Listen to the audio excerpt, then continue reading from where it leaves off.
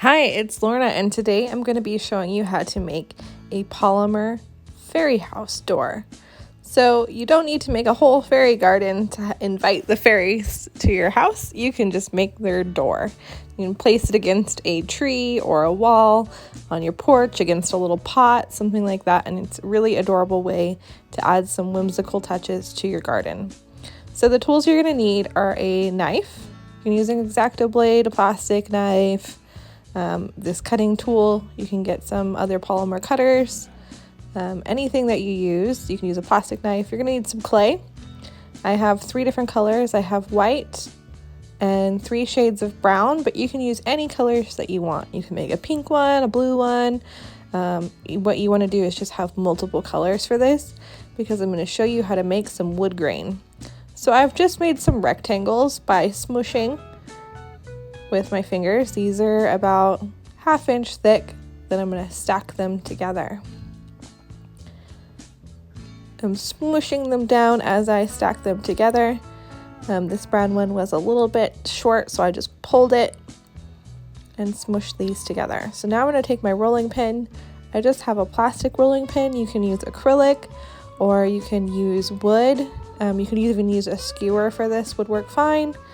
A skewer might even work a little bit better because this rolling pin is a little bit large for this to work. You do not want to roll these through a pasta roller, because the goal is not to make them super skinny. The goal is to just smush them together. Make them a little bit thinner. You could also just press these down with your hands, but I recommend using a rolling pin. So after you have it rolled, you want to trim off the excess to make a nice crisp rectangle. Don't throw away any of your polymer scraps. You can always use them for other projects. Even if it's an undesirable color, you can always paint it afterwards. So make sure you save those scraps. If you make the world's worst color, I don't know which color that is, but if you just really don't like it, it's okay. Use it anyways, build something out of it, make something cool, and you can just paint it afterwards. So now I have my rectangle here. You can see that there are distinct layers. I'm actually going to use part of those scraps to make a knot in the wood grain. So I'm going to cut this in half. So I've just marked it. There you go, like a domino. Cut it right in half. Then I'm going to stack these one on top of the other. So when you look at wood, it has lots and lots of layers. Those are the rings of the tree that you're seeing there. So what I want to do is I want to mimic that. It kind of looks like tiramisu or something, or a layered cake right now. But as you get thinner and thinner, these rings are going to get smaller and smaller. So you're just going to repeat this process. You're going to smush it down. Then you're going to cut it in half. And for this half, I'm going to add the knot. So there we go. We have it smushed together. And you can do this as many times as you want, depending on how many layers you desire. The more times you repeat this step, the thinner that your layers are going to get. So if you want to have distinct layers of color, I wouldn't do more than 3 or 4 times of doing this. I'm just using my rolling pin to help me out just a little bit. If you use a nice crisp knife, you can get some really distinct lines. I'm using kind of a dull plastic knife, so you'll see that my lines are not as crisp and clean. And that's just because of the knife that I'm using. Clay cutters are really the best. I don't have one. So what you can do here is you can mix a little bit of your scrap material. I'm just doing a little bit of a marbling. So I'm bending it over, folding it, bending it over, folding it. And you can see inside that there is just a little bit of the dark browns. So now I'm going to cut this in half one more time, and I'm going to put that little log that we made in the middle, and that's going to create a knot. And the knot, I feel, really sells that it's wood texture, wood grain. If you were to do this without the knot, it would still look like wood, but I don't know, it just adds a little bit more charm and character feel like most wood has a little knot or like where a branch was connected. So I'm just going to sandwich this in here, and I'm going to cut off the back and the front, so all that extra. And you can see there that there's just a little piece in there. If you want this not to be perfectly round instead of squished, what you can do is you can pop it in the freezer for 30 minutes or so, and it will firm up so that when you wrap your clay around it, it will be a little bit firmer and it won't squish as much. But I just want a little bit of variation in my piece here. So I'm going to roll that out again, and then it's time to start slicing. So I'm just going to cut off the unusable end here, set that to the side. Again, you can save that so you can see there's a little knot in there and all of my lines. And I'm going to cut slices of this. And this is what I'm going to be using for my wood planks for my fairy house. So you want to cut these into about a little less than 1/4 inch thick slices. And you want them to be all pretty even. But if they're not super even, Polymer is very forgiving and you can just squish them down. So I want my knots to be facing different directions. Right now they're facing the same direction. So I'm going to peel it off, flip it around, and then roll it together. And then you're going to continue to do this for as long as you want. So if you used more clay than what I used, you could do this to make a big, huge door. I only used enough clay for making one small door. You could also take your scraps that you have and do a marble pattern and create an additional door out of those. We have a video up on how to marble clay, and you can check that out if you want to do that as well. So I'm just going to slice and slice and then roll all these together. They won't be as connected, so when you lift them up off of your mat, just be very careful. Even if you roll them together, they may still split at the seams.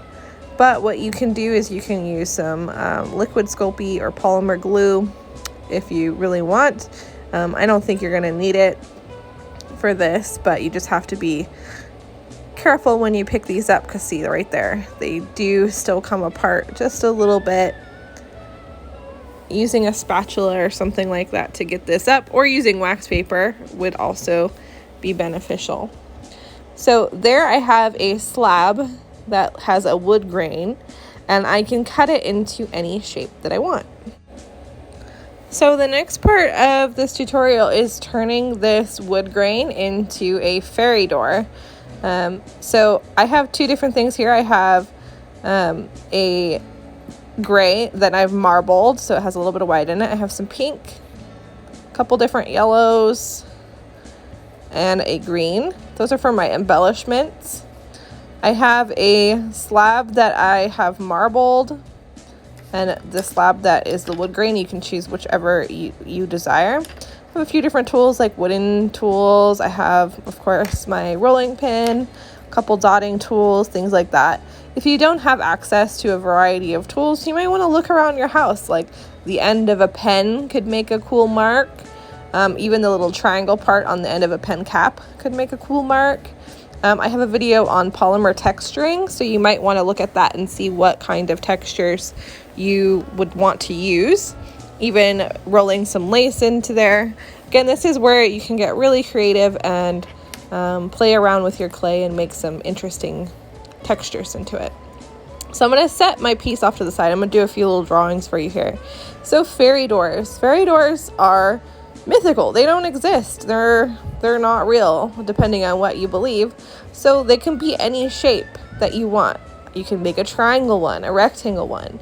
You can do ones that are round or hobbity, like a little hobbit hole one. I think that's really cute. Where you do a little circle, and then you can do an outside there, like a little hobbit hole. So I'm going to go with the triangle for this one, but you could do even a little flame shape. It's your imagination and what you decide you want to make. Who knows, maybe the fairy door is a star shape, and you could use a cookie cutter to cut it out.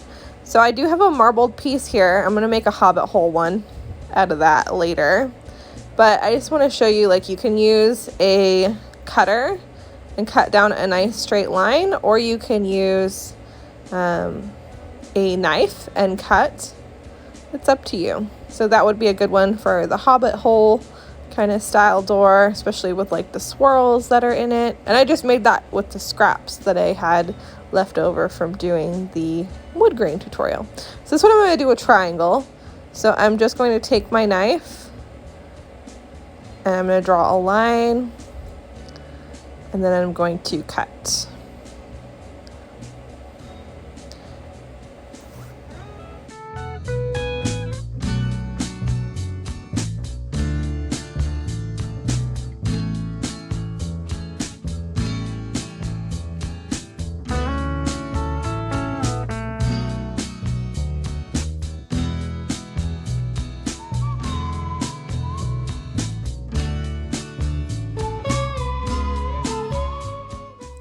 After you have your piece cut out into whatever shape you want, I'm just taking a chunk of gray. You can use any color you want. You don't have to do rocks. You can do something that matches your wall. Maybe you want to do like white that has like a stucco texture. It's kind of like what my apartment walls look like. You could do brick if you're going to put it outside on a brick building. That would be really cool. If you're going to put it in the grass or in a leafy area, maybe you want to design the outside of this to look just like natural leaves and things like that. I'm doing a rock texture because I actually had this marbled gray left over from a previous tutorial. But I said save your scraps because you can use them for all sorts of things. This was just some scrap clay that I have laying around. You could do white rocks. You could mix in pigments into some white clay to make this color. But you can do whatever you want. I'm just pinching off little sections. They're not the same. I don't want them to be the same. I'm rolling them between my fingers and just sticking them on. Doing some big ones, some small ones. I'm going to do some overlapping in some areas, but I'm just building a frame for my door. You could use the same wood grain material and just do some wooden slats around it, or like how most modern doors have. You could do some trim, like some white trim, maybe some little hinges. Maybe there's a lock and a bolt on there. Maybe there's a window on your door. There's just so many possibilities. This one I'm just trying to keep simple for the sake of the tutorial. These little rocks are really easy to make and they are really cute. You could actually go get some pebbles from outside and bake them right along with your polymer, but you may need to, for these additional ones like I'm adding right here, you may need to glue those on.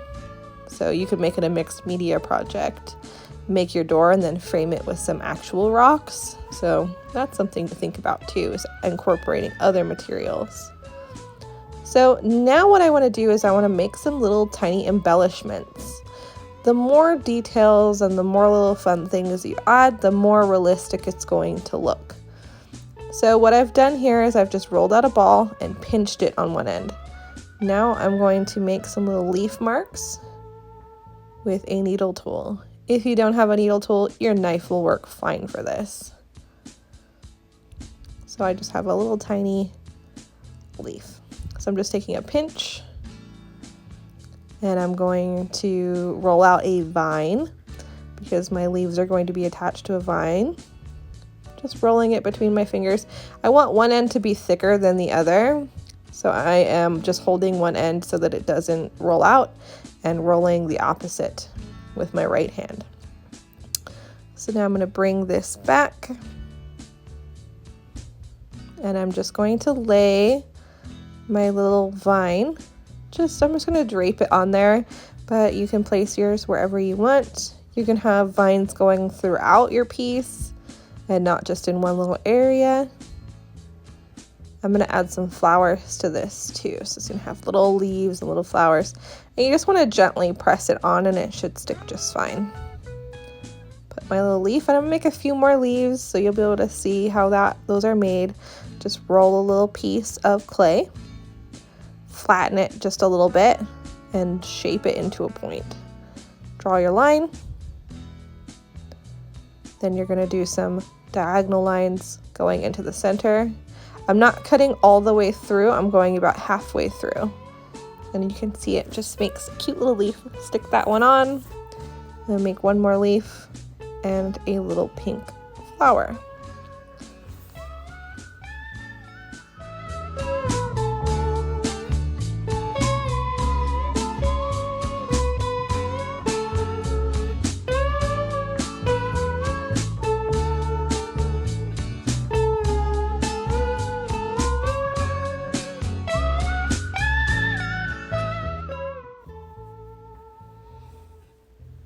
Okay, so now I have the last leaf on there, and you could leave it just like this. You don't have to add any other little flowers. I'm gonna make a little doorknob on my door part here, and I'm gonna use this yellow. Just gonna make a little ball, pop it on there. And to make it look more like a doorknob and just have a little bit more detail, I am actually going to take my tools here and I'm going to make some lines to make it. I'm separating the wood planks here is what I'm doing. So I'm taking my tool. This is a dotting tool. It has a little ball at the end of it. Again, if you don't have that, the end of your knife, maybe the back side and not the sharp side would work best. You could also use a piece of like folded up paper would work really good, and using the folded side, that would work fine. So I'm just carving just a little bit, probably about a quarter of the way through. They're not very deep grooves. It's just gonna add a little bit more character to this door. Then I'm gonna also take my tool and I'm gonna make a little dot in the center of my doorknob, just straight down. I know doorknobs don't typically look like that, but I imagine it's like a keyhole or something like that. So now for the flower. I know I'm jumping around a bit, but sometimes that's just how my brain works. I'm thinking about what I want to add. All right, so I'm going to make 4 little balls. And it's a pretty simple polymer flower. This is a great one to learn. So just 4 little balls, pretty much the same size. Just taking off a little pinch of clay. They're sticky. And once I have 4, I'm going to stick them together. So they're going to come together in a little group of 4. If you wanted, you could have more petals. You could have 5 or 6 by just adding more balls. And then I'm going to take my tool. I'm just going to put it down in the center. So this is just my little ball tool. Again, if you don't have this tool, you can find something around your house that will work the same. For making the center of this, maybe a pen or a pencil, a Q-tip take the fuzz off of a Q-tip. That would work really good. A skewer, the back side of a skewer would work really good. A toothpick would work as well. One of those flossing picks would work. So I have my flower all made and I'm just going to gently tap it on. You can shape the petals by just squeezing the ends if you wanted to make some more pointy or triangular shaped petals, but I just like mine kind of round. And then I'm just going to go in and make sure everything is nice and secure, that there's no weird gaps happening. And that's it. That is a polymer fairy door. So I hope that you enjoyed this tutorial and that you give it a try. And if you did, please like and subscribe. And if you want to be notified of when we have other videos, hit the notification bell. Thanks for watching. Bye!